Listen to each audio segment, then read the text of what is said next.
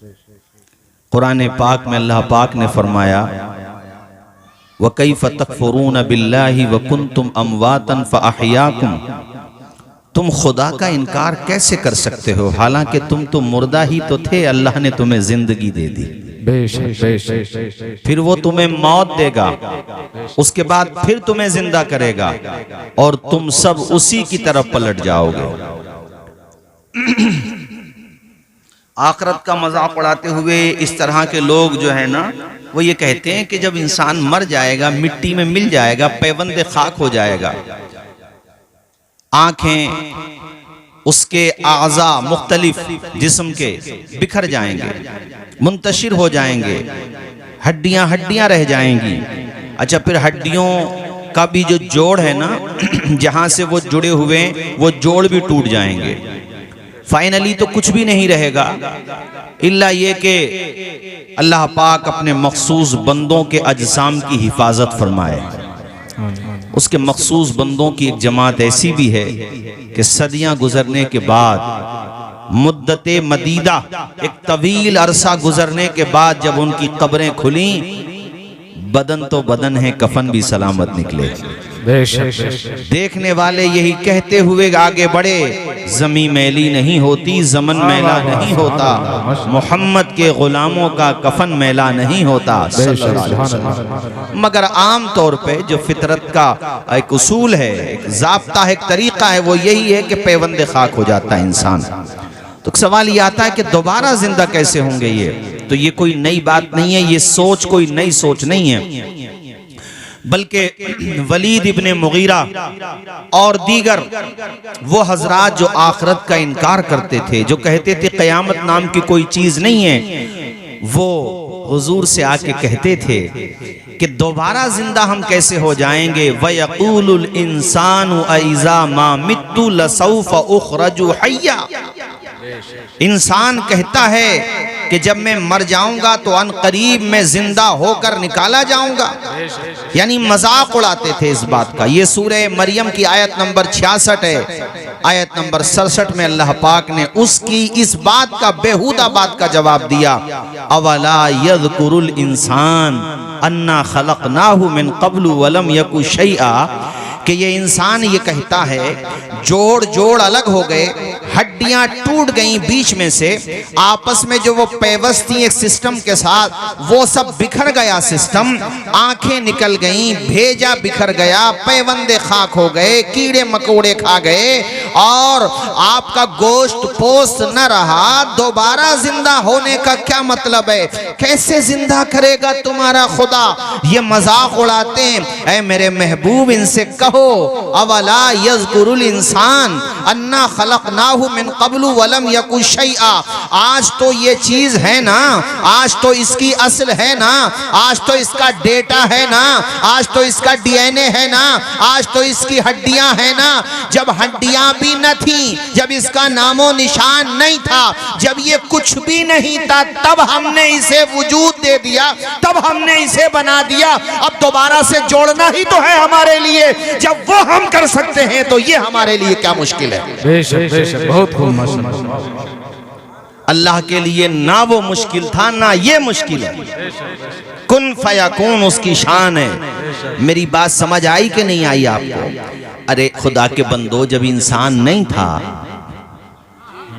ये तरबूज ना हिलाओ 2.5 किलो के, अल्लाह ने जबान दी है, जबान से बोलो। जब इंसान नहीं था ना, अल्लाह पाक ने उसको वजूद दे दिया, और उसने वजूद देने का निजाम भी कैसा बेमिसाल रखा कि एक नुत्फे से एक मुद्दत तक रहमे मादर में रहा, उसके बाद जमा हुआ गोश्त बना, ऐसे ही वो पूरा एक उसका सिस्टम है, आगे चलता रहा। 8 माह, 9 माह, 10 माह, 9.5 महीने बाद, 7.5 महीने बाद, 8 महीने, 8.5 महीने बाद जब खुदा ने चाहा वो दुनिया में आया कि नहीं आया? बोलो। और खुदा ने 3 अंधेरों में उसे ग़िज़ा भी दी, उसके दिल को धड़कन दी, दिल बनाया, दिल को धड़कन दी, और पूरा जिस्म बना दिया। अरे वो कौन सी ताकत थी जो 3 अंधेरों में उसे जिंदगी दे रही थी, उसकी पेशानी को कुशादगी दे रही थी, जिसने नुत्फे को गोश्त का लोथड़ा बनाया। ऐसे ही आगे सिलसिला बढ़ता रहा, यहाँ तक कि वो सही और सालिम एक बच्चा बन गया। दिल में धड़कन भी आ गई, आंखों में रमक भी आ गई, अल्लाह अकबर कबीरा सांसें भी आ गई। अंधेरा दूर करने को उजाला कौन देता है, उम्मीदें टूट जाएं तो सहारा कौन देता है। शिकम की आग जब बढ़कर कलेजा छलनी करती है, बुझाकर तिश्नगी मुंह में निवाला कौन देता है। वो जो पत्थर में भी कीड़ों को ग़िज़ा देता है, वो खुदा है जो बिगड़े हुए काम बना देता है। सुभान अल्लाह, सुभान अल्लाह। वो कौन था मौलाना फैजान साहब? माँ के पेट में 3 अंधेरों में तुम्हें धड़कन देने वाला, तुम्हें जिंदगी का एहसास देने वाला और फिर जिंदगी देने वाला। अल्लाह अकबर। वो कौन था? इंसान कहता है खुदा नाम की कोई चीज नहीं, जो हो रहा है वो खुद से हो रहा है। अरे नादान, वो जो धड़कन दे रहा है वही तो खुदा है। माँ के पेट में बच्चे को जिंदा रख रहा है, बच्चे को बना रहा है, वही तो खुदा है। एक साहब ने एतराज किया, जब खुदा को इतनी पावर है तो ये सिस्टम बनाने की जरूरत क्यों है? अल्लाह को अगर ताकत है, खुदा को ताकत है, तो वो फिर पूरा मुकम्मल इंसान क्यों नहीं बनाता? मैंने कहा खुदाए पाक ने दुनिया को असबाब के ताबे कर दिया है, वरना उसके लिए वो भी नामुमकिन नहीं। माज़अल्लाह, खुदा के लिए कुछ भी नामुमकिन है ही नहीं। इन्नल्लाह अला कुल्ली शैइन कदीर। बेशक बेशक, सुभान अल्लाह। और ऐसा नहीं है कि ऐसा ना हुआ हो, हुआ है। सबसे पहले इंसान हजरत आदम पूरे ही हैं एक साथ, ना माँ ना बाप। खुदा ने दिखा दिया कि ये ना समझना कि हम इस निज़ाम के मोहताज हैं। निज़ाम के मोहताज नहीं है, ये निज़ाम हमारा मोहताज है, ये सिस्टम हमारा मोहताज है। हम चाहें तो बगैर माँ बाप के बना दे इंसान को। और सबसे पहला इंसान हजरत आदम बगैर माँ बाप के बने कि नहीं बने? जबान खोलो, जोर से बोलो, बने कि नहीं बने? और खुदा चाहे तो बगैर बाप के बना दे, हजरत ईसा। बेशक बेशक। और मैं पूरी ईसाई दुनिया को, जो अपने आप को ईसाई कहते हैं, उनसे भी बहुत पॉजिटिव अंदाज में ये कहता हूं कि कभी कुरान पाक में सूरे मरियम पढ़ो, कुरान पाक की वो आयत पढ़ो, सूरे आले इमरान की और भी अलग अलग सूरतों की वो आयत पढ़ो, जिन सूरतों में सूरे निसा की वो आयत पढ़ो, जिन सूरतों में तस्करा आया हजरत ईसा अलैहिस्सलाम का। और सूरे मरियम तो पूरी अल्हम्दुलिल्लाह सूरत का नाम ही मरियम है। तुम सेंट मैरी स्कूल बना के ये सोचते हो कि मरियम के रास्ते पर हो, अरे तुम्हारा सिर्फ दावा है। अल्हम्दुलिल्लाह मरियम के भी अगर कोई रास्ते पर है तो आमना के लाल के गुलाम है। बेशक बेशक। हजरत ईसा अलैहिस्सलाम के अगर कोई रास्ते पर है तो वो आमना के लाल के गुलाम है। दावा करना और है, तरीका अपनाना और है। और हजरत मूसा अलैहिस्सलाम को मानने का दावा करने वाले ए यहूदियों, तुमसे भी तो मैं कहता हूँ, कुरान में अंबियाए किराम में कितनी दफा नाम आया है हजरत मूसा का। पढ़ते जाओ, सूरतें पढ़ते जाओ, हजरत मूसा का जिक्र पढ़ते जाओ। इस मौके पे मौलाना फैजान साहब, मुझे एक बात याद आई। एक दफा एक एंकर ने 3 धर्म के अलग अलग तर्जुमान बुलाए, ईसाई, यहूदी और एक मुस्लिम। सवाल करने वाले ने किया कि भाई आप सब जो है आसमानी मज़ाहिब को मानने वाले हो, ये बताओ कि आप में से जन्नत में कौन जाएगा? तुम सब खुदा के वजूद को मानते हो। हाँ, मानने का अपना तरीका है, किसका तरीका सही है गलत में उस पर बात नहीं करता अभी, लेकिन बहरहाल ये तीनों के तीनों मानते हो कि खुदा है और उसकी इबादत का भी तसव्वुर है। अब ये बताओ आप में से जन्नत में कौन जाएगा और क्यों जाएगा, उसको फिर वो साबित भी करे। तो जो आलिम दीन थे, जो अहले इस्लाम की तरफ से तर्जुमान बनाए गए थे, उन्होंने बड़ा अच्छा जवाब दिया। उन्होंने कहा कि भाई अगर इनके हिसाब से मानो, यहूदियों के हिसाब से, यहूदी आज जो मौजूदा है इस जमाने के, या वो मान लो जो सही रास्ते पर रहे वो जन्नत में जाएंगे, तो हम भी जरूर जाएंगे। जरा बोलो ना जोर से। कैसे? कहा कि ये जिनको मानने का दावा करते हैं, अल्हम्दुलिल्लाह हम हजरत मूसा अलैहिस्सलाम के नाम पर अपनी जान कुर्बान करने का जज्बा रखते हैं। हम उनको पैगंबर मानते हैं और उलुल आज़म पैगंबरों में उनका शुमार है। तो जाहिर सी बात है, जब ये उन्हें मानने की वजह से जाएंगे, हम भी उन्हें मानते। जोर से बोलो ना यार।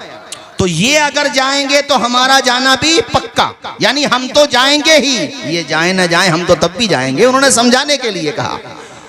ईसाई कहा हम भी जाएंगे, इसलिए कि हमारे कुरान में जगह जगह तस्करा हजरत ईसा अलैहिस्सलाम का, हम उनसे मोहब्बत करते हैं, प्यार करते हैं।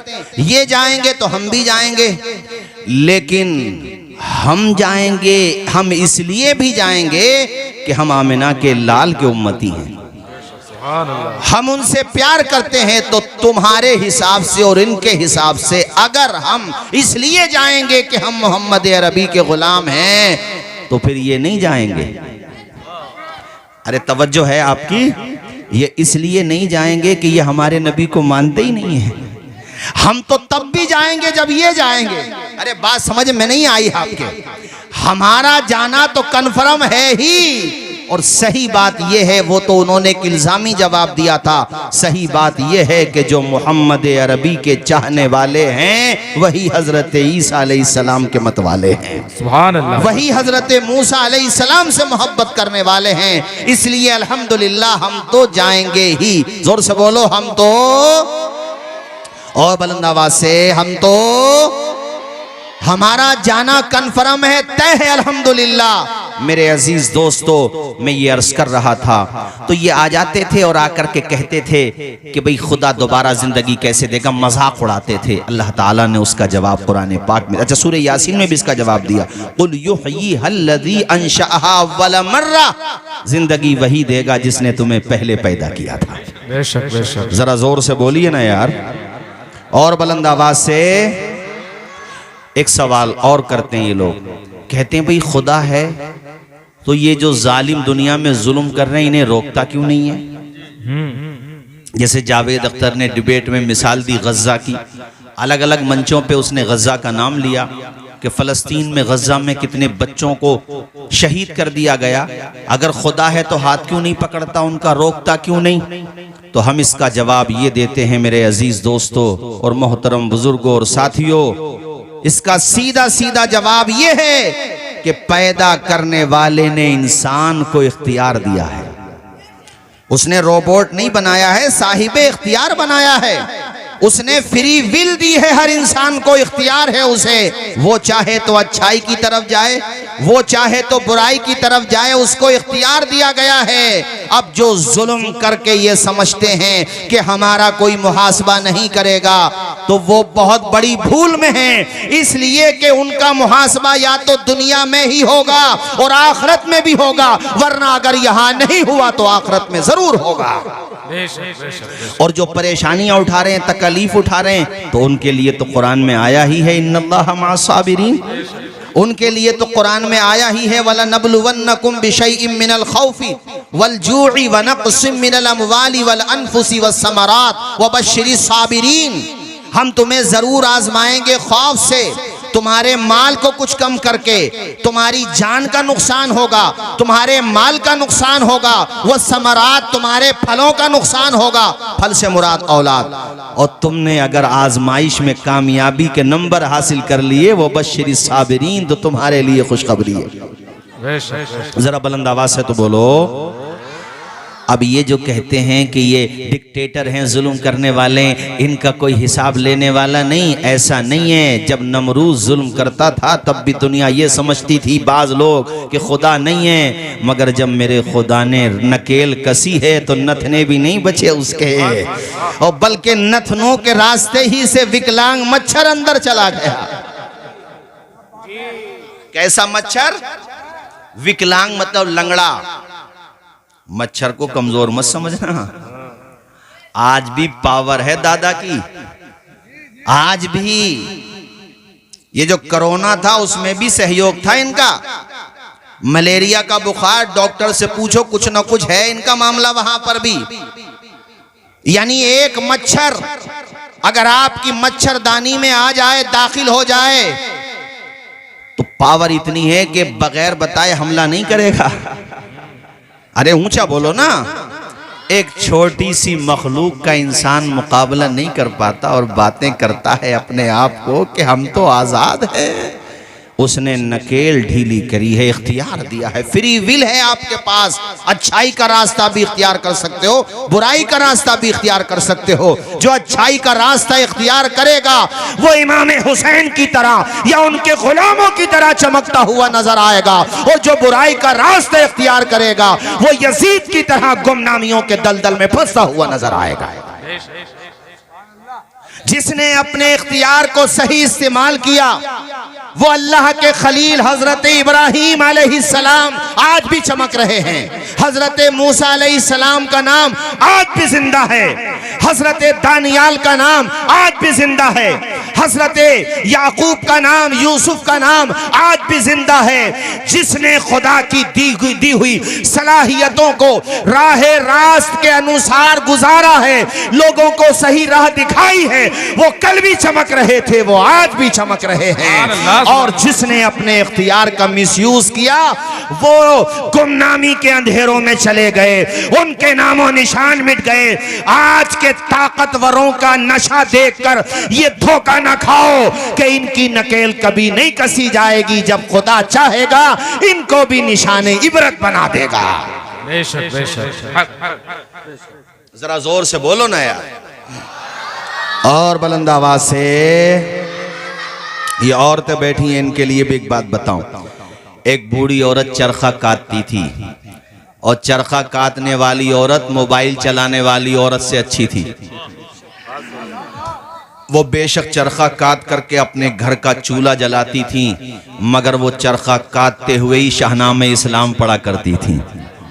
बेशक वो चरखा काटती थी मगर बच्चों को गौसे पाक की दास्तानें सुनाती थी। सुभान अल्लाह। वो इमाम हुसैन की अजीमत की दास्तानें सुनाती थी। वो बेशक चरखा काटती थी, वो ज्यादा जानकार नहीं थी दुनिया के एतबार से, मगर इनसे ठीक थी कि इनके हाथ में मोबाइल क्या आया, मिसयूज करने लगी उस मोबाइल का। वो चरखा काटने वाली औरत से एक साहब ने पूछ लिया, जिंदगी भर चरखा ही काटा, कुछ दीन भी सीखा कि नहीं सीखा? कहा क्या मतलब? का मतलब ये है, ये बताओ खुदा के बारे में तुम क्या जानती हो और क्या मानती हो? कहा हमने तो चरखे से ही सीख लिया कि खुदा है भी और है भी अकेला। ऐसे ही सुनो ना जैसे आप सुन रहे हो, जोर से बोलो सुभान अल्लाह। कि खुदा है भी और है भी अकेला, यानी खुदा का वजूद भी हमने चरखे से ही जान लिया और वहदानियत को भी चरखे से ही पहचान लिया। उन्होंने कहा, ए खातून ए ज़ईफा, ये तो बता चरखे से तूने कैसे जाना कि खुदा है? चरखे से कैसे जाना? उसने कहा इसलिए मैंने चरखे से जाना कि ये चरखा अगर मैं न काटूं, अगर ना चलाऊं तो नहीं चलेगा। तो जब छोटी सी मशीन, उसके लिए तो मशीन ही थी यार, जब ये छोटी सी चीज बगैर चलाने वाले के, बगैर क्रिएटर के नहीं बन सकता और ना चल सकता, तो इतना बड़ा निज़ाम, ये आसमानों का निज़ाम, ये ज़मीन का निज़ाम, ये हवाओं का निज़ाम, ये फ़ज़ाओं का निज़ाम, ये मौत व हयात, अल्लाह आपका भला करे, ये समंदरों की गहराई है, ये मौजों की तुग़यानी, अल्लाह अकबर, ये खुश्की, ये तरी, ये सारा निज़ाम खुद ब खुद कैसे चल सकता है? जब बगैर चलाने वाले के चरखा नहीं चल सकता, तो बगैर चलाने वाले के ये सूरज कैसे चल सकता है? सुभान अल्लाह, सुभान अल्लाह। जरा जोर से बोलिए, ये चांद कैसे निकल सकता है? इसका मतलब कोई चांद को निकालने वाला भी है। कितने बेवकूफ हैं ये लोग। किताब लिखी जाएगी जब तक कोई लिखने वाला नहीं होगा, ये माइक बन जाएगा जब तो कोई बनाने वाला नहीं होगा, हैं? तो ये कायनात, इतनी बड़ी कायनात, यहाँ पे ये आप देख रहे हैं पिंडाल कितनी जगह पे लगे हुए हैं सहारे इसके लिए, वहां यहाँ कितने पाइप लगे हुए हैं ताकि ये रुक जाए, गिर ना जाए। ये लेंटर है, इधर भी लेंटर, इस तरफ भी लेंटर, पिलर बनाने पड़े, दीवारें बनानी पड़ी, सहारे बनाने पड़े। अरे वो कौन सी ताकत है जिसने न खत्म होने वाला हमारी आंखों के एतबार से, और साइंस भी कहती है न जाने कितना बड़ा है आसमान, इतना बड़ा आसमान वो कौन सी ताकत है जिसने बगैर सुतूनों के बना दिया है, जिसने बगैर दीवारों के बना दिया है, जिस ताकत ने बगैर सुतून के इतना बेहतरीन आसमान बनाया कि जिसमें एक्सपायरी डेट है ही नहीं, उसकी एक्सपायरी डेट नहीं है, वो तो जब कयामत आएगी तभी समेटा जाएगा। वरना कितने ही मजबूत इंजीनियर हो, कितने ही बेहतरीन माल मसाला लगाया गया हो, कितने ही शानदार उसमें सीमेंट हो, उसकी एज होती है 100 साल, 200 साल, मैं कहूँ 500 साल। पहाड़ों में भी कौमे आद के लोगों ने घर बनाए, लंबी लंबी उम्रें पाई, लेकिन उनकी भी एक उम्र थी। खुदा की शान देखो, ये आसमान जब से बना है तब से लेकर आज तक ऐसे ही चमक रहा है, ये सूरज जब से बना है तब से लेकर ऐसे ही चमक रहा है, ये चांद ऐसे ही चमक रहा है। ये चमकाने वाला, सूरज को निकालने वाला, आसमान बनाने वाला, इस आसमान के ऊपर 6 आसमान और है, अर्शो कुर्सी है, सिदरतुल मुंतहा है, ये सारा निजाम बनाने वाला, ये तुम्हारी जमीन, इसके नीचे 6 और जमीन, फिर पानी का निजाम, दरियाओं का निजाम, हवाओं का निजाम, सर्दी है, उसके बाद गर्मी है, फिर बरसात है, ये मौसमों की तब्दीली, इंसानों के चेहरे अलग अलग बनाने वाला, 18,000 मखलूकात, फिर उन मखलूकात की अलग अलग किस्में। आप मछली को देखो, कितनी किस्में होती हैं मछलियों में, जानवरों को देखो अलग अलग किस्में होती हैं, इंसानों को देखो काला रंग भी है, अल्लाह अकबर, सफेद रंग भी है, पस्त कद भी है, ऊंचे कद के भी हैं। और पूरी दुनिया में आज की तारीख में इंसानों की जो आबादी है 800 करोड़ से जायद हो चुकी है, यानी 8 अरब से जायद। वो कौन सी ताकत है जिसने सबके चेहरे अलग अलग बनाए हैं? वो कौन सी ताकत है जिसने जुड़वा बच्चों के पोरों के निशानात भी अलग अलग बनाए हैं? उसी ताकत को हम और आप खुदा कहते हैं। सुभान अल्लाह, सुभान अल्लाह, अल्लाह, वाह वाह, या रसूल अल्लाह, या वाह, जिंदाबाद, जिंदाबाद, जिंदाबाद,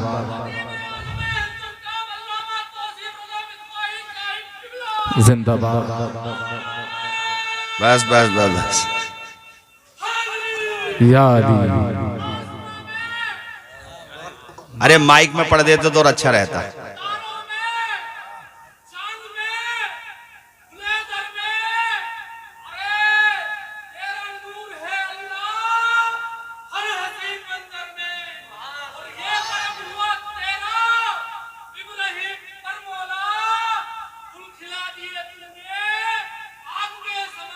सुभान अल्लाह। इधर आओ भाई, अनीस साबरी साहब इधर आओ, इधर आओ। कल जो आपने वो 2 मिसरे पढ़े थे, अतीक भाई बड़े शानदार पढ़े थे। ये अनीस साबरी साहब है, पहचान लो इनको। ये प्रोग्राम सुनने के लिए आए माशाल्लाह, हैं बहुत अच्छा पढ़ते भी है माशाल्लाह। वो जो कल मिसरे पढ़े थे आपने 2, वो पढ़ दीजिए जरा, माइक पे पढ़ दीजिए। कल जो पढ़े थे आपने पढ़ दीजिए, हाँ पढ़ दीजिए कल जो पढ़े थे। और इंशाल्लाह दाढ़ी भी रखिए इंशाल्लाह, है ना? पढ़ दीजिए, पढ़ दीजिए, पढ़ दीजिए। अस्सलाम वालेकुम। मिसरे पढ़ दो एकदम।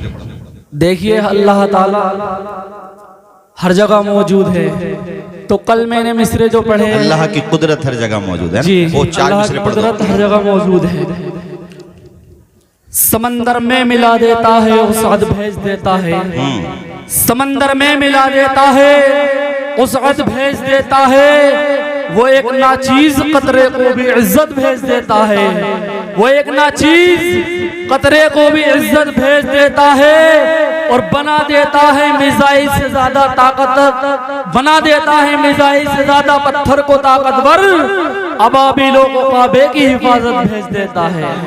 सुभान अल्लाह, सुभान अल्लाह। है वही खुदा है, जोर से बोलो, वही निज़ाम हस्ती जो चला रहा है। उधर से आवाज आए, वही खुदा है, निज़ाम हस्ती जो चला रहा है, वही खुदा, जिंदों को मुर्दा बना रहा है, मुर्दों को जिंदा बना रहा है, जो निज़ाम हस्ती चला रहा है। अभी इन्होंने एक जुमला बोला कि वो चाहे तो अबाबील के लश्कर को वो ताकत दे कि अबरहा का लश्कर महावल्दियत के खत्म हो जाए, नामो निशान मिट जाए। और उनके परिंदों की चोंचों में क्या थी? वो कंकरियां ही तो थी।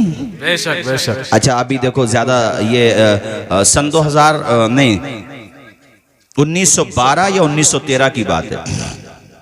एक जहाज बना टाइटैनिक, बनाने वाले ने मौलाना फैजान साहब ओवर कॉन्फिडेंस में ये बात कह दी कि तूफान नूह भी आ जाए तो मेरे जहाज को नहीं डुबा सकता। अच्छा ये इंसान है बेवकूफी वैसे, हाँ ओवर कॉन्फिडेंस में आएगा ना कुछ भी कह देगा, और ये पता नहीं है कि तुम्हारे जैसे बहुत आके जा चुके हैं। अच्छा जितने लोगों को ज्यादा नशा सवार हो ना, ताकत का, दौलत की ताकत हो, पॉलिटिकल पावर हो, या मादी ताकत हो, या मशीनों की ताकत हो, तो वो वहाँ पे जाया करे। मिस्र में अजाइब घर में वहाँ पे फिरौन की लाश रखी हुई है। इन सब लोगों के लिए इबरत का निशान है, चूंकि जितने भी आज फरायन आए ना, ये छोटे छोटे, बड़ा बाप तो वही था इनका सबका। वो सिर्फ खुदा नहीं कहता था यूसुफपुर वालों, नहीं, अना रब्बुकुमुल आला, ये कहता था सबसे बड़ा खुदा मैं हूँ। यानी माज़अल्लाह वो ये कहता था मैं खुदाओं का भी खुदा हूं, हालांकि उसका यही कहना बातिल है, चूंकि जो खुदा होगा वो किसी खुदा का थोड़ी खुदा होगा, खुदा तो एक ही। मगर चूंकि खुद बातिल था इसलिए ऐसी बेहुदा बातें करता था। तो उसकी लाश आज तक रखी हुई है वहां मिस्र के अजाइब खाने में, आज भी इबरत का निशान है। जो ऐसी बातें करते हैं तो ऐसे इन्होंने की कि तूफान नूह भी आ जाए तो नहीं डुबो सकता। और फर्स्ट जर्नी थी लंदन से अमेरिका जा रहा था, पहला सफर। और बड़ी अजीब बात यह थी कि लोगों ने, जो मिडिल क्लास के थे, जिनके पास ज्यादा पैसा नहीं था, उन्होंने अपनी प्रॉपर्टी बेच करके उसके टिकट खरीदे थे ताकि हमारा भी रिकॉर्ड बने कि टाइटैनिक की फर्स्ट जर्नी में हमने भी ट्रेवल किया था, हमारा रिकॉर्ड बन जाए।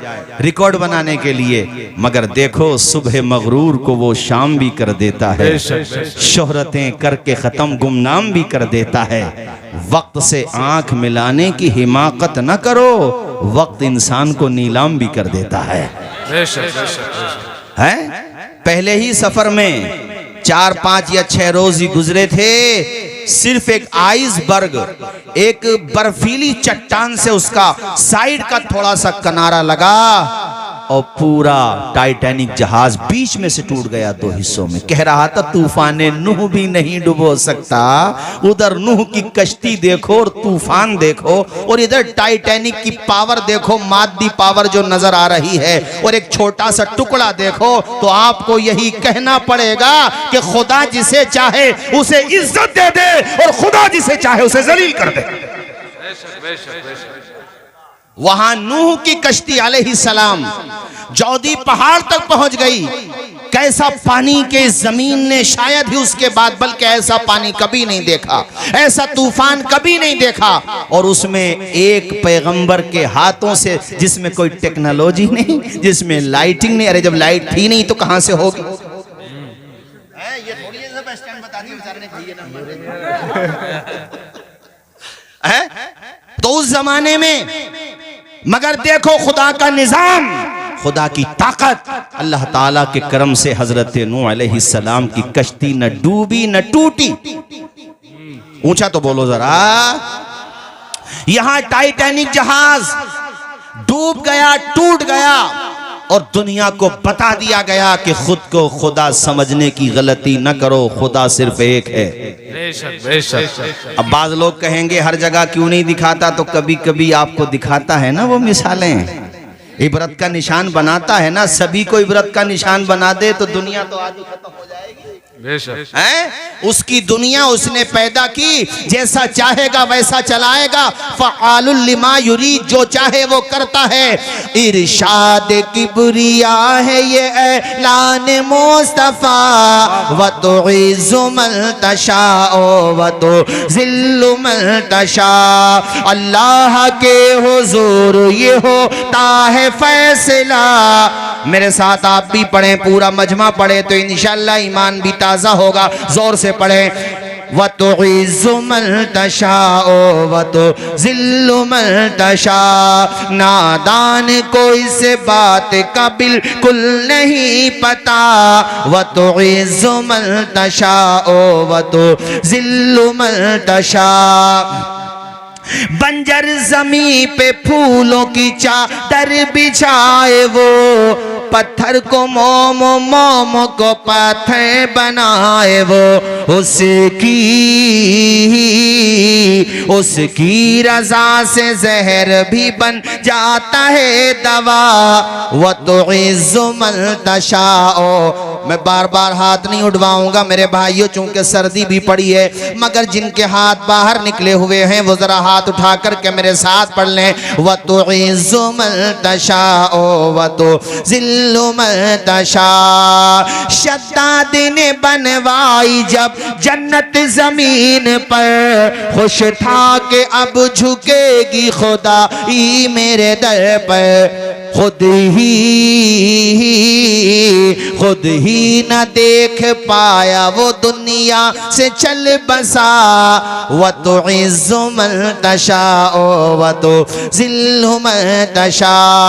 मूसा के मकाबिल में जब आ गया कारून, पाई गुरूर की सज़ा मारा गया मलऊन।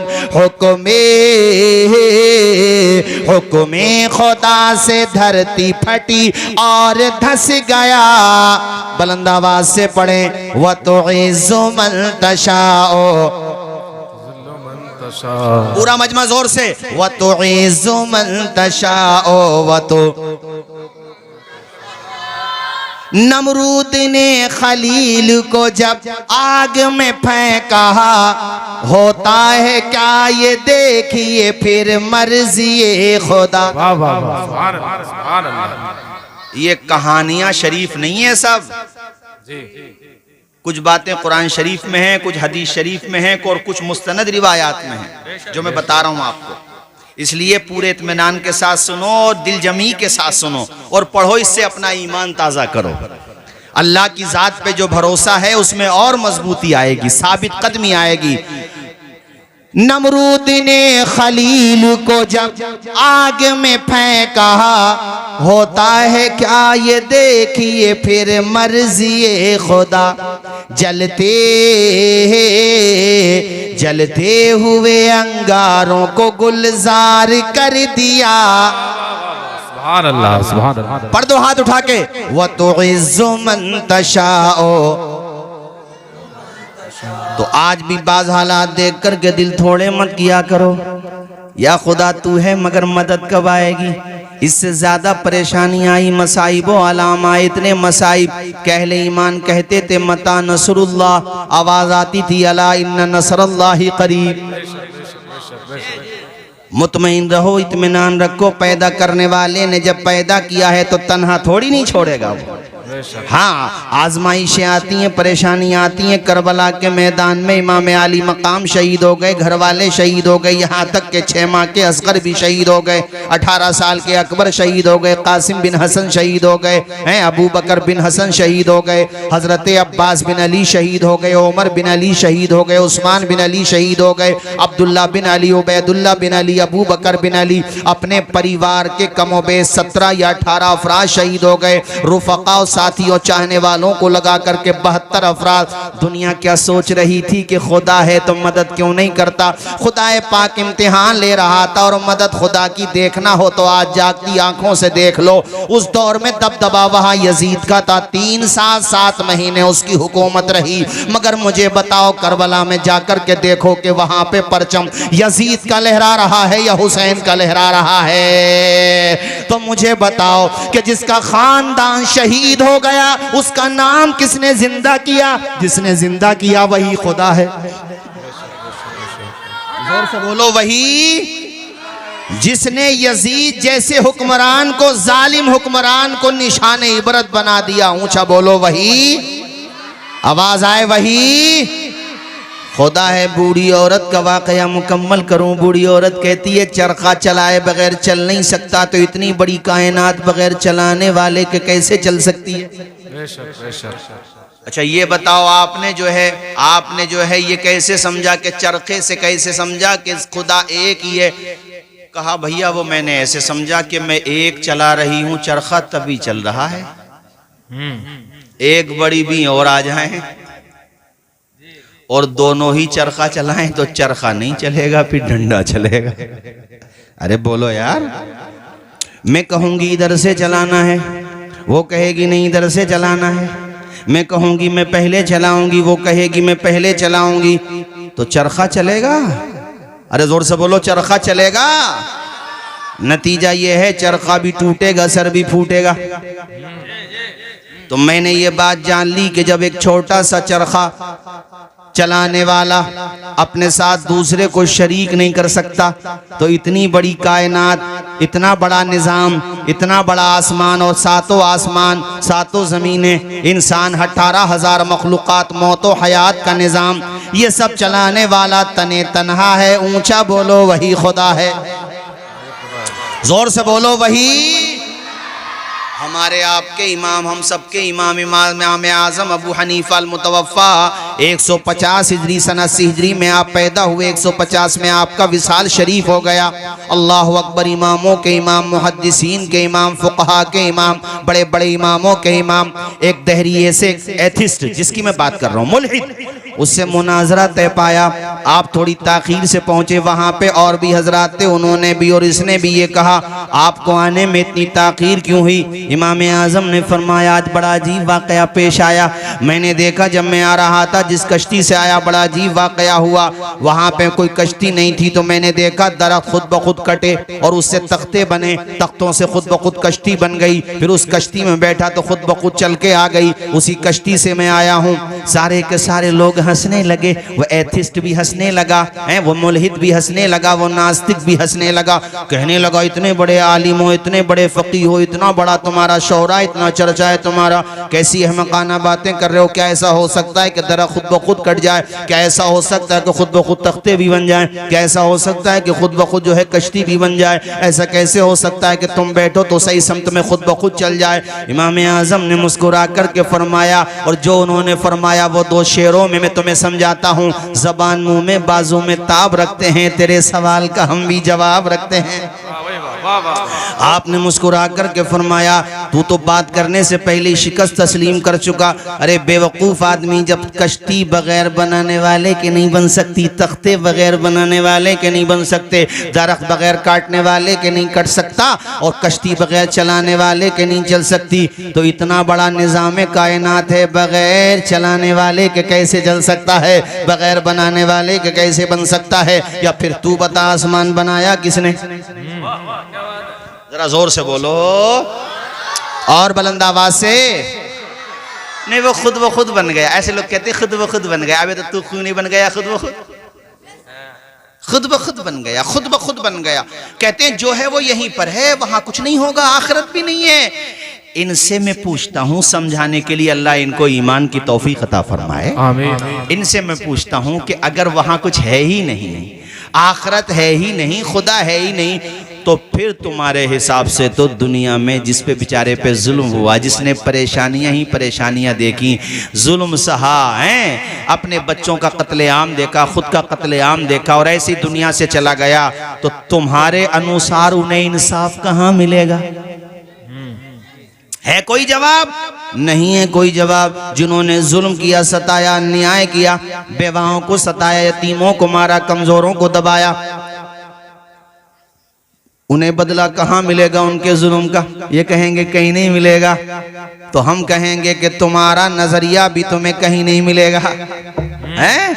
कहीं नहीं मिलेगा। कि ये कौन सी बात हो गई यार? पैदा हुआ है, वो दुनिया में आया बेमकसद पिटने के लिए आया, वो दुनिया में जुल्म सहने के लिए आया, वो दुनिया में। अगर उसे कहीं पर भी उसका बदला ना मिले तो फिर वो ये नाइंसाफी वाली बात हुई कि नहीं हुई? इसका जवाब तो क़यामत तक नहीं दे सकते। इसका जवाब प्यारे नबी के गुलाम देते हैं। नादानो, दुनिया में जिन्होंने सब्र किया है उसका फल इन्नमा युवफ़्फ़स साबिरूना अजरहुम बिगैरि हिसाब, इतना दिया जाएगा क़यामत के दिन जिसका हिसाब भी नहीं लगाया जा सकता। और अल्लाह चाहता है तो दुनिया में भी दे देता है, दोनों जगह देता है। और जिसको सिर्फ वहीं पर मिलेगा ना, जो परेशानियों में ही रहे हैं, हुज़ूर ने हदीस में फरमाया जिसने ज़्यादा परेशानियां उठाई होंगी ना, उतनी ज़्यादा फल मिलेगा उन्हें क़यामत के दिन। अब जो दुनिया में ऐश में रहे हैं ना, वो देखेंगे अरे ये तो बड़े कमज़ोर थे, दुनिया में आज बड़े नवाजे जा रहे हैं, तो वहाँ ये तमन्ना करेंगे काश हमारी खालों को कैंचियों से काट दिया जाता। ये हदीस शरीफ का मफ़हूम बता रहा हूँ मैं।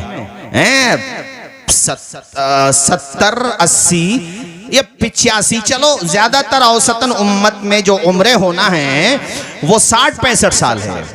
इतने साल की उम्र तुझे मिली है और तू बातें खुदा से लड़ाई की करता है, झगड़े की करता है। नादान, अपने आप पर ही गौर कर ले।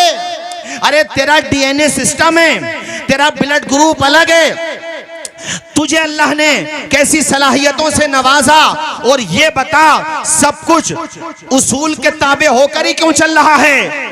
कोई जवान बच्चा क्यों नहीं होता? फिर ये बता, अगर सब कुछ इंसान के कंट्रोल में है। आज तो मेडिकल साइंस भी बहुत ज़्यादा एडवांस हो गई, तो मौलाना फैज़ान साहब हमेशा बच्चे ही जवान होते हैं, कोई जवान बच्चा क्यों नहीं होता? जवान बूढ़े हो जाते, कोई बूढ़ा जवान क्यों नहीं होता? ऐसा क्यों नहीं होता कि वो 70 साल वाला पलट के आ जाए 30 साल में और माइनस हो जाए, बाकी उम्र जो थी वो सब खट जाए? ऐसा क्यों नहीं होता? जो वक्त गुजर रहा है मौत के करीब कर रहा, ऐसा क्यों नहीं होता कि गिनती उल्टी हो जाए? तो गिनती उल्टी कर नहीं सकता, निजाम को उल्टा करने चला है भला आदमी। अपना बुढ़ापा रोक नहीं सकता, दुनिया को कंट्रोल करने की बात करता है। अरे सुनो, साइंस की वजह से बेशक सहूलतें बढ़ गई, सफर तेज हो गए, मसाफतें तो वही थी मगर मसाफतें काटने की रफ्तार बढ़ गई। जो सफर एक माह में होता था वो चंद घंटों में होने लगा। बेशक इलाज में सहूलतें बढ़ गई, इंसान हवाओं में परवास करने लगा, मगर फितरत के उसूल कल भी वही थे, आज भी वही है। मरने का तरीका कल भी वही था, आज भी वही है। कल भी अमीर मर रहे थे, गरीब मर रहे थे, बच्चे मर रहे थे, बूढ़े मर रहे थे, मर्द मर रहे थे, औरतों का इंतकाल हो रहा था। वही सिस्टम आज भी है। अमीरों को मौत आती है, गरीबों को मौत आती है, बच्चों को मौत आती है, बूढ़ों को मौत आती है। मुझे बताओ कहां बदलाव हुआ है? कुछ भी बदलाव नहीं हुआ है। जो सिस्टम पहले दिन से चल रहा है वो आज तक बाकी है और बाकी रहेगा। बेशक बेशक। अगर इंसान के कंट्रोल में होता मौलाना अतीक साहब, तो सबसे पहले तो इंसान यही काम करता, भैया अपने आप को मौत से मुक्त करो। अरे बोल तो दो कम से कम। बड़ी घूर के देख रहे हो, क्योंकि नुस्खा मेरे पास नहीं है, कभी सोचो किसी के पास नहीं, यही बता दूं, मौत से मुक्त होते नहीं होते। और सबसे पहला ये काम पता कौन करता है इस जमाने में? मौलाना इरफान साहब। डोनाल्ड ट्रंप है उसका नाम। अमेरिका का जो राष्ट्रपति है, जो अपने भारत के खिलाफ भी बहुत बोलता है, टैरिफ पे टैरिफ लगाता है, ये करता सबसे पहला काम तो कि भाई मौत से मुक्त हो जाओ। और इसके लिए पूरा अमेरिका भी इसको अगर बेचना पड़ जाता तो बेच देता, मौत से मुक्त हो जाओ। मगर इतना तो वो भी जान गया है, नासा हो या और साइंस के सेंटर्स हो, वहां से भी बता दिया गया कि बुखार का तो इलाज है, नज़ले का भी इलाज है, और वो भी तब जब मौत नहीं आए, वरना डेंगू में भी चल बसता है आदमी। ऊंचा बोलो जरा, उसको भी। तो अब ये बताओ मुझे, जब उसके पास मौत का इलाज नहीं है किसी के पास मौत का इलाज? हुजूर सरकार कलां अलैहि रहमा जिस खानकाह से आपका ताल्लुक था, उसी खानकाह के एक अजीम बुजुर्ग जो अल्हम्दुलिल्लाह आज भी बक़ैद हयात मौला ताला उनको उम्र तवील अता फरमाए, उम्र खिज़र अता फरमाए, हज़रत शेखुल इस्लाम वल मुस्लिमीन अल्लामा सैयद मदनी मियाँ के वालिद गिरामी, जो मदनी मियाँ साहब जिंदा हैं, उनके वालिद गिरामी फौत हो गए, हुजूर मुहद्दिस आज़म हिंद। उनसे एक साहब ने सवाल किया, हजरत ये बताइए इंसान को अल्लाह ने कितनी पावर दी है, कितना उसको इख्तियार दिया? आपने फरमाया खड़े हो जाओ, वो खड़ा हो गया। फरमाया एक पैर उठाइए, अपना पाँव उठा लिया उसने, कहा दूसरा भी उठाइए,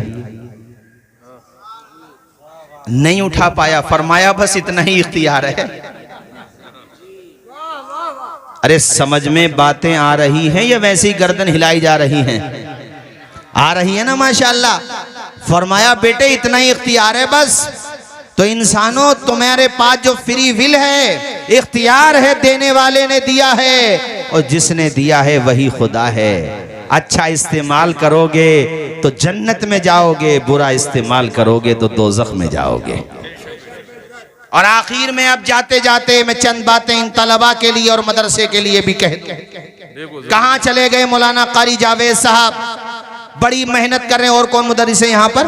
अकेले तने तनहा अकेले हैं मगर कई पर भारी है माशाअल्लाह, और मेहनत से पढ़ाते हैं। बस्ती के लोगों, अभी मेरे छोटे भाई मोहतरम मौलाना फैजान साहब ने बड़ी अच्छी मिसाल दे के समझाया कि आप लोग कई हफ्तों तक कुरान पाक की ज़ियारत नहीं करते, मगर ये जो तलबा बैठे हैं ना, इनके अलावा जो पढ़ते हैं, यहाँ मगरिब बाद आओगे तब भी कुरान की तिलावत की आवाज़ आएगी। ईशा के बाद आओगे तब भी तिलावत, 11 बजे तक तिलावत। बस्ती के लोग 9 बजे से पहले उठते नहीं हजरत, और सर्दियां हों तो 11 बजे से पहले आंख नहीं खुलती, इनकी ठंडी बहुत है। सलाम करो मदरसों में पढ़ने वालों को और पढ़ाने वालों को कि सर्दी दिसंबर की हो या सर्दी जनवरी की हो, सुबह के 5 बजे से पहले ये उठ जाते हैं। और अब तो सहूलत, खैर ये पानी गीजर वगैरह लग गए। जब हम पढ़ते थे तो गीजर भी नहीं थे, और जामिया कादरिया में 2 साल पढ़े, मुझे आज तक याद है कि वहाँ पर उस वक़्त पैसों की कमी की वजह से गुस्ल खाने तक नहीं थे, अभी भी याद है मुझे। लेकिन मजाल थी किसी बच्चे की जमात भी छूट जाए तो मदारिस पे सिर्फ जबानें खोलना आती हैं लोगों को।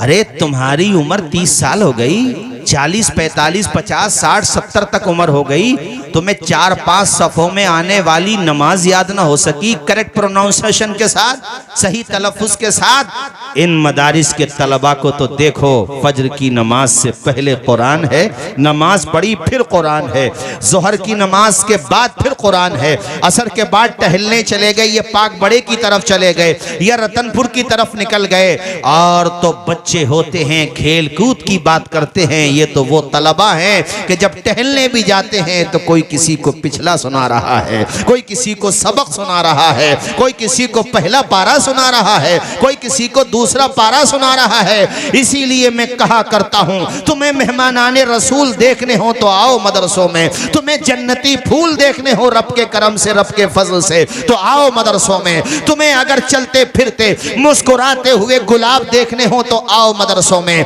अरे अपनी औलाद को कपड़े बनाते हो, यतीमों की तरह नहीं, बेसहारों की तरह नहीं, बल्कि ये तो तुम्हारा सहारा यहाँ भी है वहाँ भी है, बल्कि उसी तरह जैसे एक बाप अपने बेटों के कपड़े बनाता है, एक भाई अपने भाई के लिए कपड़े बनाता है, तुम भी इन मदरसे में पढ़ने वालों के सरों पे हाथ रख दिया करो, इन्हें कलेजे से लगा लिया करो। बास तालिबे इल्म 6-6 महीने के अंदर अपने घर पे वापस जाता है, माँ फोन करती है, उधर से उसकी आंखों में आंसू होते हैं, इधर से तालिबे इल्म के दिल का पैमाना आंखों से छलक रहा होता है।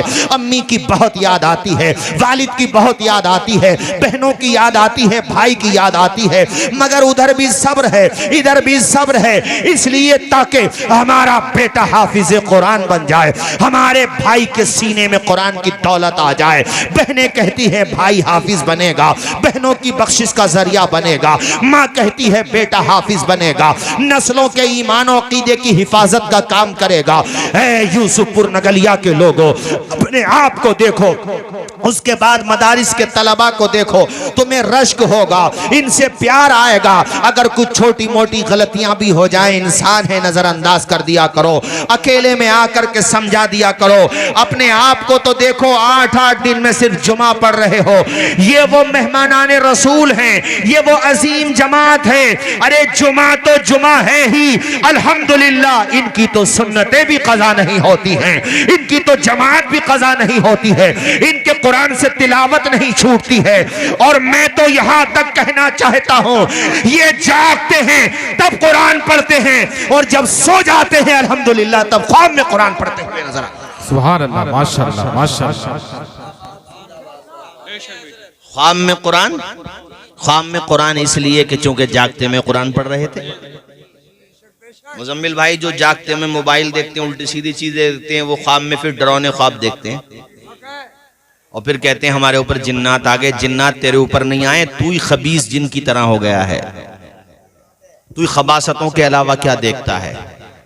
जिन्नात नहीं आए, तेरी फितरत खराब हो चुकी है, तेरी तबीयत बदल गई है, तेरा मिजाज खराब हो चुका है। तुझे अगर अच्छे ख्वाब चाहिए ना तो मदारिस के तलबा के पास आके बैठा कर, इंशाअल्लाह ख्वाब में अपने आप को मदीने की गलियों में टहलते हुए देखेगा। इनके पास आ जाया कर। और जो साहिबाने सरवत हैं, जिनको अल्लाह ने नवाजा है इरफान भाई, वो कम से कम गरम लिबास खरीदें, बच्चों को दे दें गिफ्ट में, हैं बेटा पहनो। वो कपड़े पहने होंगे और ज़बान से कुरान मजीद की तिलावत कर रहे होंगे। अभी हमारे छोटे भाई मौलाना फैजान साहब ने कहा ना, इन बच्चों की तिलावत की बरकत से बस्तियों में रहमतें नाजिल होती हैं। क्या खुदा का अजाब बस्तियों के करीब नहीं आ जाता होगा? इतने गुनाह नहीं हो रहे हैं आज? क्या जिना नहीं हो रहा है मुसलमानों में? क्या शराबें नहीं पी जा रही है मुसलमानों में? क्या सूद नहीं खाया जा रहा है मुसलमानों में? क्या माँ बाप की नाफरमानी नहीं हो रही है मुसलमानों में? क्या नमाजों पे नमाजें कज़ा नहीं की जा रही है मुसलमानों में? क्या एक दूसरे का हक नहीं मारा जा रहा है मुसलमानों में? क्या जुल्म ज्यादती के बाजार नहीं गर्म किए जा रहे हैं मुसलमानों में? वह कौन सा गुनाह है जो मुसलमानों में नहीं हो रहा है? अजाब अलग अलग सूरतों में आता होगा, यकीनन आता होगा, मगर उसी बस्ती में कोई छोटा सा बच्चा रात के 3 बजे, रात के 4 बजे तहज्जुद की नमाज पढ़ रहा होता होगा और तहज्जुद की नमाज के बाद सूरे रहमान की तिलावत कर रहा होता होगा। अज़ाब वापस चला जाता है, इसलिए कि इस बस्ती में अगर गुनहगार रहते हैं तो मुस्तफा के वफादार भी रहते हैं। सुभान अल्लाह, सुभान अल्लाह, माशाअल्लाह, माशाअल्लाह, बहुत वाह वाह। इन्नल हसनात युज़हिबन सय्यिआत। ये हमारे कारी हमारे नूर मोहम्मद साहब रतनपुर में पढ़ाते, मेरे साथी हैं, और ये एअदादिया में मेरे साथ पढ़े हैं। बहुत मोहब्बत करने वाले हमारे बड़े मखसूस अहबाब में हैं अल्हम्दुलिल्लाह। ये भी बहुत शानदार इदारा चला रहे हैं वहां पर रतनपुर कला में, मेहनत से पढ़ा रहे हैं। ये कारी अतीक साहब, ये आपकी बस्ती है क्या? वो जो तंजीम आप चला रहे थे है वो नूरी फाउंडेशन। ये अतीक जो है अल्हम्दुलिल्लाह, अतीक तो कहते ही उसको हैं जो बहुत पुराना हो, जिसका जमाना दीवाना हो, जिसको कहते हैं बहुत पुराना है, बहुत पुराना। और सदर भी यही है नूरी फाउंडेशन के। इस मर्तबा ब्लैंकेट तकसीम किए आपने, ये करेंगे इंशाअल्लाह। खरीदो, बेवाओं में तकसीम करो। कारी जावेद साहब, ये भी जसामत के एतबार से कमजोर नजर आते हैं, मगर ईमान के एतबार से बड़े मजबूत नजर आते हैं। खिदमत के एतबार से बहुत कारहाय नुमाया अंजाम देते हैं। और मैं तो यूसुफपुर में उन तमाम घर वालों को भी सलाम करूंगा जिन्होंने अपने घरों को तलबा की जागीर बना दिया है। सुभान अल्लाह, सुभान अल्लाह, माशाअल्लाह, माशाअल्लाह। जरा जबान खोल के तो बोलो सुभान अल्लाह। कभी हमारे घर पे कोई मिनिस्टर नाश्ता कर जाए तो हम कहते, अरे वो मिनिस्टर साहब ने नाश्ता किया है इनके घर पे, वो तो वो परिवार वालों को रश्क होता, और इनके घर पे तो वो आए थे। मैं कहता हूं इन सबसे ज्यादा कहने का हक उसे है जो ये कहे मेरे घर मेहमान रसूल आया था। सुभान अल्लाह। मेरे घर अल्लाह के रसूल का मेहमान आता है, मेरे घर कुरान पढ़ने वाला आता है, मेरे घर वो आता है जिसकी जमात भी कज़ा नहीं होती, मेरे घर वो आता है अल्हम्दुलिल्लाह। बाज तो मदारिस में ऐसे तलबा भी होते हैं, अल्लाह की कसम आंखों में आंसू आ जाते हैं ऐसे बच्चों को देख के कि एक बैठक में पूरा कुरान शरीफ सुना देते। जरा बोल तो दो सुभान अल्लाह, सुभान अल्लाह। पूरा कुरान शरीफ सुना देते हैं एक नशिस्त में। ऐसे ऐसे तलबा भी होते हैं, और इनमें भी अल्हम्दुलिल्लाह ऐसे तलबा यकीनन होंगे जो मैं समझता हूँ इमसाल भी कुरान शरीफ सुनाएंगे। सब सुनाएंगे। एक तो रतनपुर में भी है माशाल्लाह एक नशिस्त में, अल्हम्दुलिल्लाह। हमारे शहर संबल में भी कई जगह कई हुफ्फाज ऐसे हैं यार, कितने मजबूत हाफिज हैं। सुभान अल्लाह। जरा जोर से बोल दो। और हमारे जवान एक बैठक में पूरे साल में रिलीज होने वाली फिल्मों के सारे गाने सुना देते हैं, और फिर उनमें मुकाबला होता है कि किसे कितने याद हैं। ऐसे मुकाबले करते हो हैं? अभी कितनी सर्दी हो रही है ना, हम वापस जाएंगे मुसलमानों की बस्तियों में, गांव के बाहर अगर कोई स्कूल है तो स्कूल की बाउंड्री पर, कोई कब्रिस्तान है तो उसकी बाउंड्री के किनारे पर, हैं कोई बैठक है तो उसके किनारे पर आपको दो चार मजनू टहलते हुए जरूर मिलेंगे। और मोबाइल कान पे लगा हुआ होगा, जैसे इन्हीं को पावर प्लांट लगाने का ठेका दिया है अनिल अंबानी ने। ऐसे रात के 4 बजे 3 बजे क्या मकसद है, जिधर देखो उधर ही इश्क के बीमार बैठे हैं, हजारों मर चुके हैं, सैकड़ों तैयार बैठे हैं। ऐसे मरने से क्या फायदा, जान देना है तो फिर इस तरह जान दो कि जमाना तुम्हारी मिसाल देता हुआ नजर आए। जैसे वो मैंने वीडियो देखा, अभी मैंने एक वीडियो देखा, एक आलिम दीन तकरीर कर रहे हैं, सोशल मीडिया पे मौजूद है, और अहले सुन्नत के आलिम हैं, और वो तकरीर में कब्र के हालात बयान कर रहे हैं कि कब्र को मोमिन के लिए जन्नत का बाग बना दिया जाता है, हुजूर की ज़ियारत होती है। यही मफहूम बयान करते हुए वहीं पर तकरीर करते करते अल्हम्दुलिल्लाह उनकी मौत आ गई। जरा जोर से बोल दो, कितनी शानदार मौत हुई है। डरा करो ऐसी मौत से कि आदमी नापाक है और मौत आ गई है, मतलब बेवजह नापाक है, हालांकि पाक हो सकता था, नहा सकता था, या शराब के नशे में है, माज़अल्लाह शराब पिया हुआ है और शराबी ही है उस वक्त, नशे में है, मौत आ गई, माज़अल्लाह माज़अल्लाह। पढ़िए कलमा शरीफ, अशहदु अल्ला इलाहा इल्लल्लाहु व अशहदु अन्ना मुहम्मदन अब्दुहु व रसूलुहु। जुआ खेल रहा है, मौत आ गई। माँ बाप को नाराज करके आया है, मौत आ गई। दुआ ये किया करो, कुछ रहे या न रहे, पर ये दुआ है कि अमीर नज़ा के वक्त सलामत हम सबका ईमान रहे। यहाँ मुराद ईमान कामिल है ना, ईमान कामिल हमारा आपका सबका सलामत रहे हजरात। और मैं जावेद भाई आपकी कमेटी वालों का भी जिक्र जरूर करूंगा। कमेटी में जितने भी लोग, अभी मैं नाम से तो नहीं जानता, मगर मैं ये कहूँगा कि ये जो चमन आज यहाँ लगा हुआ है, ये जो गुलाब आज यहाँ खिले हुए हैं, ये जो अंजुमन यहाँ आज आबाद है, इसमें सिर्फ कारी जावेद नहीं बल्कि तुम्हारा भी हाथ है।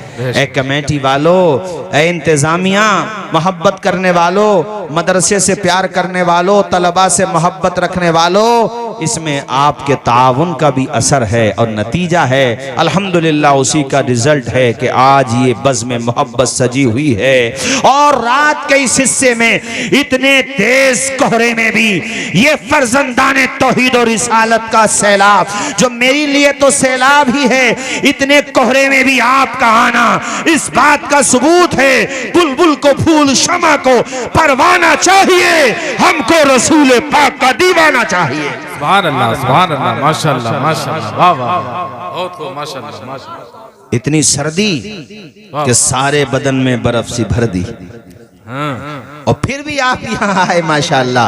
अल्लाह ताला अमल की तौफीक अता फरमाए।